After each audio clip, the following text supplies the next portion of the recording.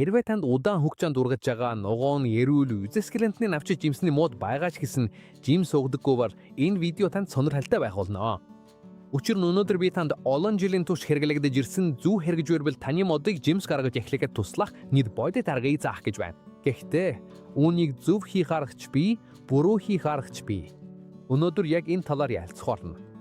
Энэ сувгаар бид туршлагатаар суурилсан бодит амьдрал дээр үнэхээр үр дүнтэй байдаг модны ургацыг нэмэгдүүлэх аргуудыг хуваалцдаг. Өнөөдөр би танд тайлбарлах гэж байгаа зүйлс маш олон ханддаг явдаг. Хэд хэдэн жил тарьсан нимбэгний мод, журжийн мод, бүр авокадоч байдаг. Мод ургаж, шин навч гарч, хүчтэй, эрүүл харагдагч, цэцэглэдэггүй, эсвэл маш бага цэцэглэж, жимсэнд төгтдөггүй. Тэгээд хамгийн түрүүнд боддог зүйл бол бордоо дутуу байна, ус дутуу байна, эсвэл модонд ямар нэг асуудал байна гэж боддог. Гэхдээ олон тохиолдолд энэ нь огт тийм биш байдаг. Ихэнхдээ мод хэд тухтай байгаагаас болдог бөгөөд мод хэд тухтай байвал зөвхөн ургаад жимс өгөхгүй. Энд л бид өнөөдөр ярих гэж вэ? Модны төрлөөс хамааран анилах эсвэл зураас гаргах гэж нэрлэгдэг арга урж ирдэг. Энэ бол олон жилийн турш хөдөө аж ахуйд ялангуяа цитрус жимс болон авокадод хэрэглэгдэж ирсэн арга бөгөөд зөв хэрэглэвэл модыг гэмтэхгүй харин ч цэцэг жимс гаргахад нь өдөөдөг. Үргэлжлүүлэхээс өмнө нэг чухал зүйлийг тодруулмаар байна. Гэтэ хэний чурам зүрийг мохохгүйгээр хэлхийг хүсэж байна. Энэ аргыг бүрэн төлөвшсөн, бүдэцний бүрдсэн, нас болон хинжээний хувьд жимс сөхөх ёстой модонд хэрэглэхэд илүү сайн үр дүн гардаг. Хэд залуу модод бол мод өөрөө ургаах, мөчр болон үнсээ хуржуулахад анхаарлаа төвлөрүүлсэн байдаг. Гэвч мод аль хэдийн хөгжиж гүйцсэн ч жимс өгөхгүй байвал энэ арга жинхэнэ үр дүнгээ үзүүлдэг. Одоо бид анилах буюу зурвас харах аргаг яг юунд очдгийг тайлбарлая. Лимон, жүүрч зэрэг цитрус модонд энэ нь мөчрийн хойстос дээр маш нэмгэн дугуй зүсэлт хийхийг хэлнэ. Энэ нь гүн зүсэлт биш, мөчрийг таслах биш, зөвхөн гаднах халдсыг авч байгаа хэрэг юм. Энэ нь агаар дүндэслэх аргыг хийхдээ гаргадаг зүсэлттэй маш тустай. Энэ нь санамсаргүй зүйл биш. Учир нь үндсэн зарчим нь яг адилхан юм. Одоо дараах зүйлд маш сайн анхаараарай. Учир нь энэ бол видеоны хамгийн чухал цагуудын нэг бөгөөд хүмүүс хамгийн их алдаа гаргадаг хэсэг юм. Энэ аргыг модны бүх мөчр дээр хийдэггүй, бас зүгээр л таамагаар хийдэггүй, харин харьцаагаар хийдэг. Ерөнхий дүрм нь маш энгийн. Хамгийн ихтэй модны мөчрийн ойролцоогоор 50% нь энэ аргыг хэрэглэнэ. Хязгаарч бүгдэд нь фийдэггүй. Энд би чам тодорхой жишээ үзүүлье. Ингэснээр ямаач бүлээн гаргахгүй. Хэрвээ чиний мод дөрвөн үндсэн мөчртэй бол зөвхөн 2 мөчр дээр энэ аргыг хэрэглэх явдлаа. Хэрвээ 6 мөчртэй бол 3 мөчр дээр нь хэрэгшин. Хэрвээ 10 мөчртэй бол 5 мөчр дээр нь хэрэгжин. Миний хувьд жишээ нь энэ нэмбэгний мод 10 пом мөчртэй. Энэ дүрмийг дагаад тухайн үед зөвхөн 7 мөчр дээр энэ аргыг хэрэглэх байсан. Хизээч бүгдэд нь биш. Одоо харж байгаачлаа үр дүн нийлбэр. Том сайн хэлбэртэй нэмбэгнүүд маш өглөх зургааз дээрээс нь саван дургаж байгаа нь 4 жилөө амжих тийм. Энэ тохиолдолд мод аль хэдийн харин үйлдэл үзүүлэх сурчаас цаашид энэ аргыг хэрэглэх шаардлагагүй. Анх цагта цагираглах аргыг хэрэглэсэн мод зөв хариу үзүүлсэн.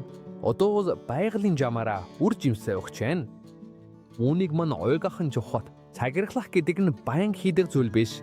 Харин модонд хэрэгтэй үед нь өдөл төгөх зорилгоотой нэг удаагийн арга юм. Мод аль хэдийн жимсээ зөв ургуулж эхэлсэн бол хамгийн зөв нь түүнийг тайван байлгаж сайн арчлах, үр дүнгээ зүгээр л эдлэх явдал юм. Одоо энэ арга яагаад ийм сайн ажилдгийг ойлгоё. Мод хоёул үндсэн урсгалтай. Нэг талаас хүндэс нь ус болон шим тэжээлийг ишний дотор талаас дээшилгээдэг. Нөгөө талаас навчнууд фотосинтезээр энерги үүсгэдэг.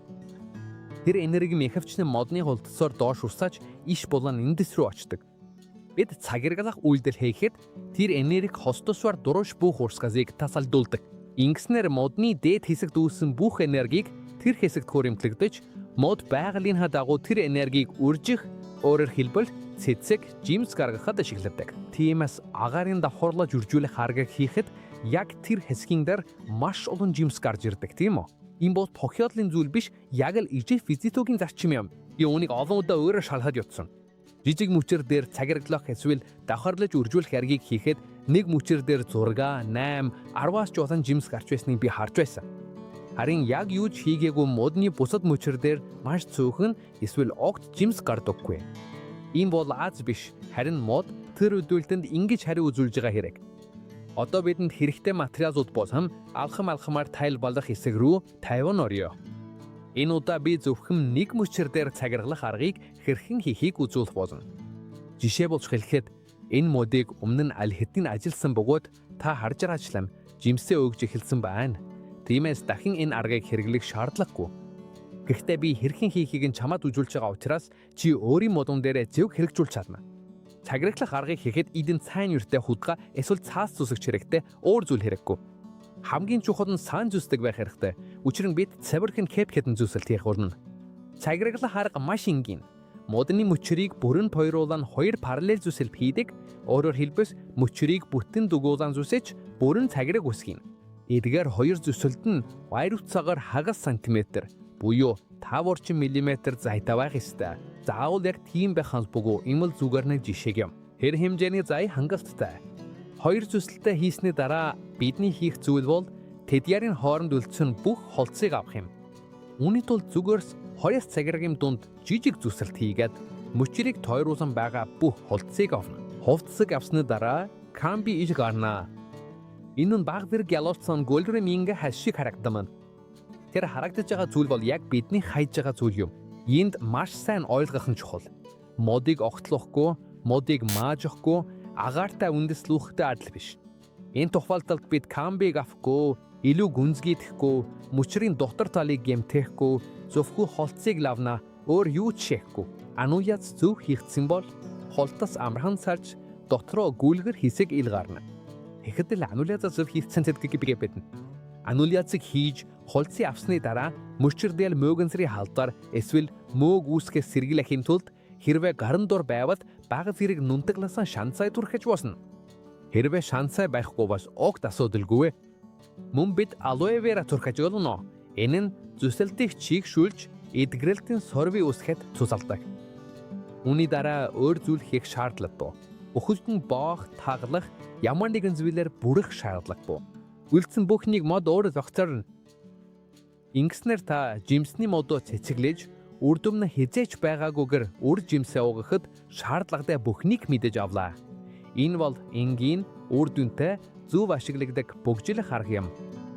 Хэрвээ энэ бичлэг танд хэрэг болсон бол лайктараад жимс өгөхгүй байгаа моттой хэн нэгэнд хуваалцаарай, мөн суугтмаа бүртгүүлээрэй.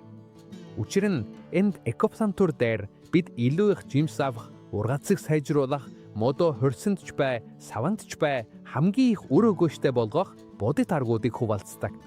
Дараагийн бичлэг дээр уулзцгаая.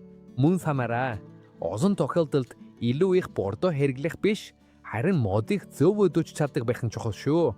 Баяртай. Халуун төврөлт хийлээ.